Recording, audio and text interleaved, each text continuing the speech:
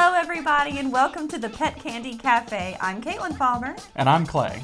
And today we have a special episode for you with something that we're super into, which is cryptids and myths. This show is brought to you by Zoetis. Hi, I'm Dr. Shannon Gregoire.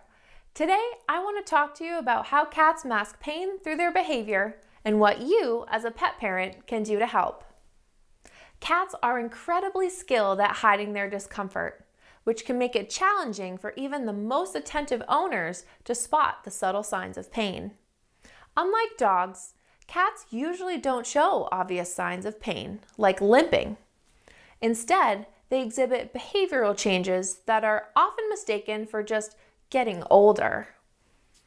Common signs of pain in cats include decreased agility, reduced mobility, and changes in grooming habits. These subtle cues can be easily overlooked, leading to underdiagnosis and undertreatment of conditions like osteoarthritis. Understanding and recognizing these behaviors is crucial for differentiating pain from normal aging in cats. Feline osteoarthritis often remains hidden because cats instinctively mask their pain. This condition affects over 60% of cats over the age of 6 and a staggering 90% of cats over 12. Despite its prevalence, diagnosing osteoarthritis in cats is challenging because they are so good at concealing their discomfort. Several factors contribute to this difficulty. Cats visit the vet less frequently than dogs, and many cat owners are unaware of the specific behaviors that indicate pain in their pets. Additionally, assessing a cat's movement during an exam can be tricky. Overcoming these challenges requires a proactive approach to screening cats for osteoarthritis during regular vet visits. Fortunately, there's a tool that can help you monitor your cat's health at home: the Zoetis Feline Osteoarthritis Checklist. This checklist covers 6 key behavior areas and 14 simple data points to help you recognize changes in your cat's daily life. It helps you assess your cat's difficulty with normal physical actions, such as jumping and running, and score their health and behavior across vital categories. By using this checklist and discussing it with your veterinarian during annual exams, you can help identify signs of osteoarthritis pain early on. Low scores on emotional well-being or vitality can alert you and your vet to underlying discomfort that might otherwise be dismissed as laziness or old age. Recognizing and addressing feline pain is crucial for your cat's well-being. By paying attention to subtle behavioral changes and using systematic screening methods, you can help ensure early detection and better management of osteoarthritis pain at your beloved pet. Thank you for watching.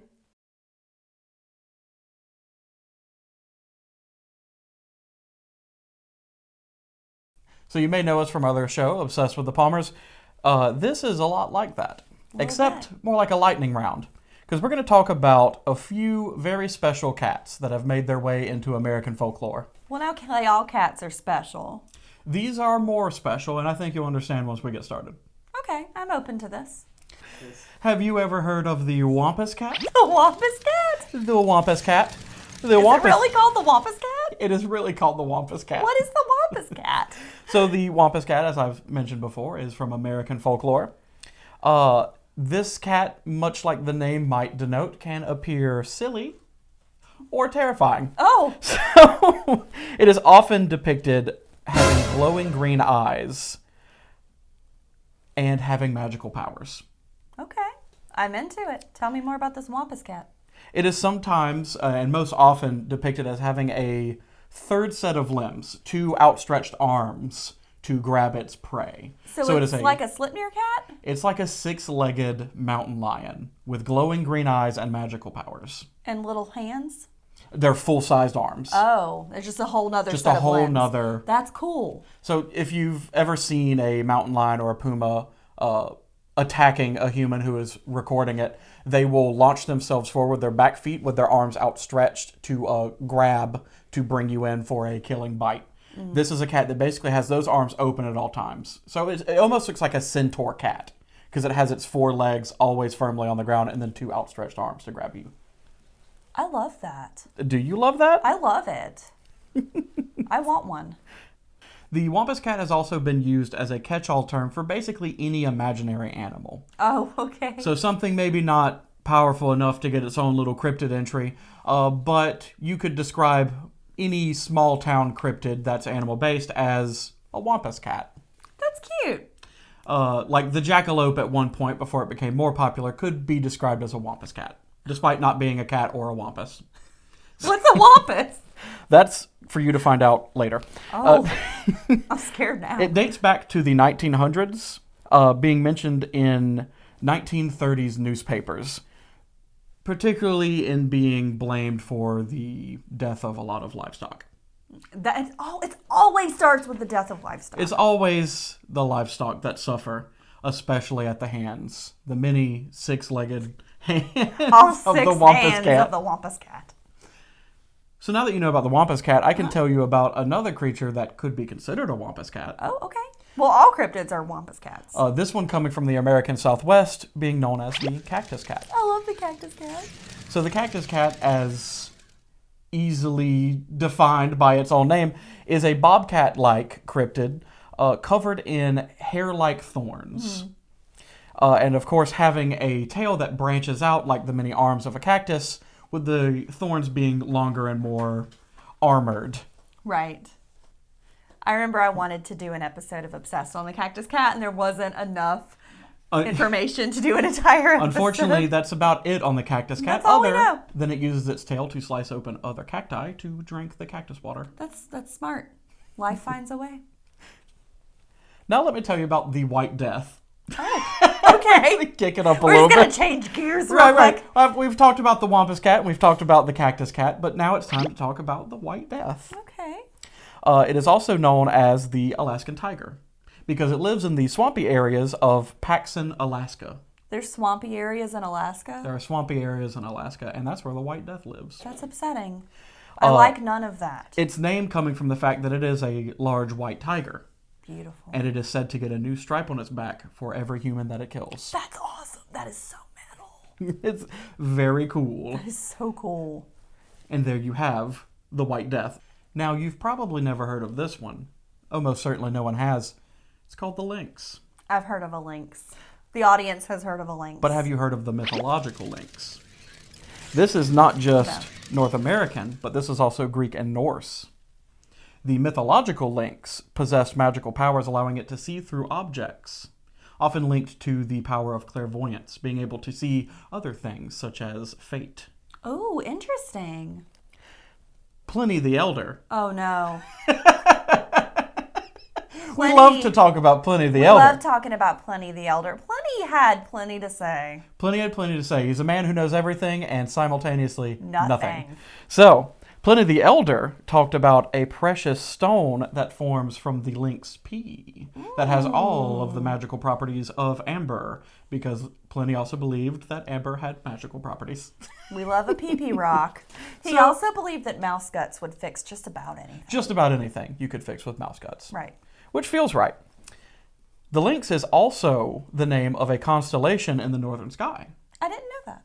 And it was named this specifically because the stars that form it are so faint that it is said that only the lynx magical sight is capable of detecting the constellation at all.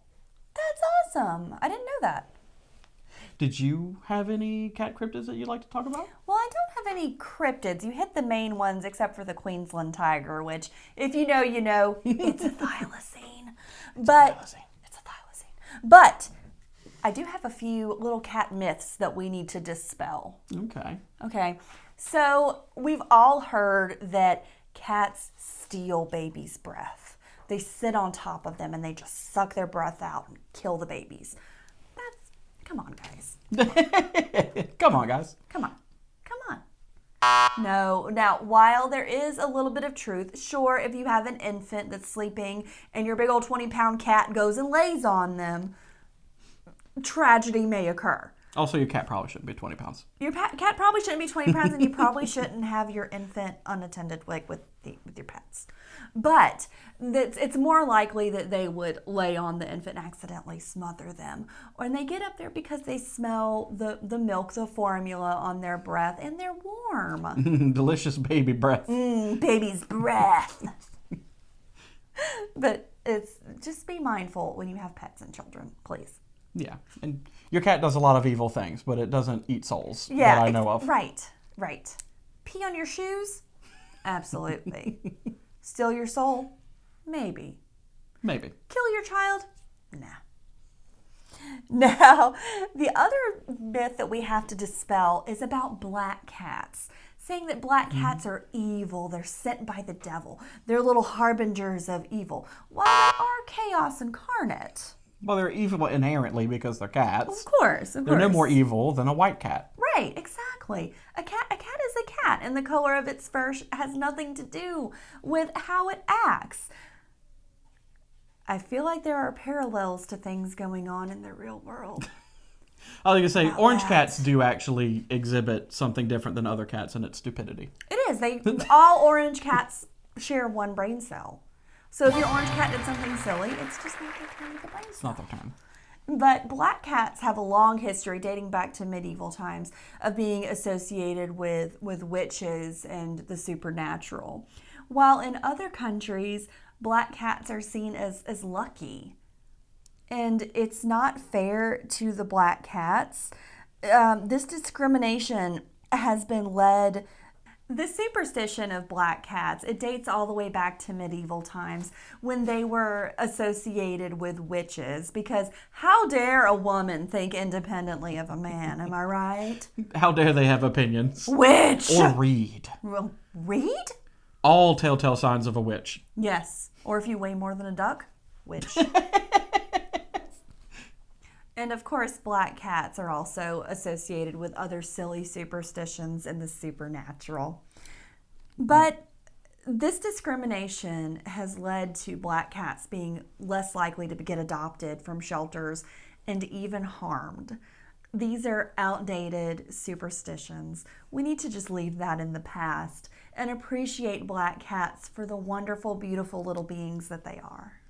Yeah, the superstition about a black cat crossing your path being unlucky, I actually like to look at it a little bit different, that the black cat is trying to cut you off from going down a road that would be unlucky. Oh. It's actually trying to warn you of the danger.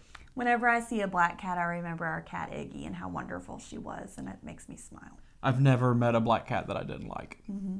Same. Let me tell you about the glawackus. The what? The cloacas? The glawackus, or if you prefer, the northern devil cat. Okay, that sounds a little cooler than the glawackus. Similar. Sounds like cloacas. Similar to the wampus cat. Oh no. It is another North American cryptid, specifically said to be a mix between a bear, a panther, and a lion. Ah, yes, bear, panther, cat. Bear, panther, cat. It's half bear, half panther, and half cat. It is completely blind and navigates only using its sense of smell and sound. Okay. Hunting like a predator more like from the deep ocean than aboard land. You didn't like that, huh? Well, deep ocean. I got my Uber's here. I gotta go. It was originally seen in 1939 in Glastonbury, Connecticut. Oh. Hence its name, glawackus. I know where we're going tomorrow. I have one final one to tell you about, and that would be the raiju. I have heard of this one, actually. The raiju were hunted down by Raijin, the Japanese god of thunder and lightning. Why? I don't know. Oh, I'm sorry. He doesn't like cats. He's not a fan of cats, I suppose. Well, he's not invited on our show. These raiju would hide inside of your belly button. Oh. In your belly button? Inside your belly button where it's nice and safe. So this led to the superstition of a lot of people sleeping on their stomachs during thunderstorms so that Raijin wouldn't accidentally blast you trying to get to the raiju sleeping safe and sound and warm inside of your navel. I would protect mine. Little baby. What would you name him? Ray Ray. Ray Ray. Okay, that's fair. And I'd call him Ray Raisin. Ray Raisin. And hopefully wouldn't get blasted by Raiju. Yeah, no, Raiju can Or I'm come sorry, at me. Raijin. Raijin. Get blasted by Raijin. Yeah, Raijin, come at me, bro. You ain't getting little Ray Ray. So I hope you've enjoyed today's show. Please like and subscribe. And make sure to come back. Well, that's been our show today, and we'll see you next time at the Pet Candy Cafe.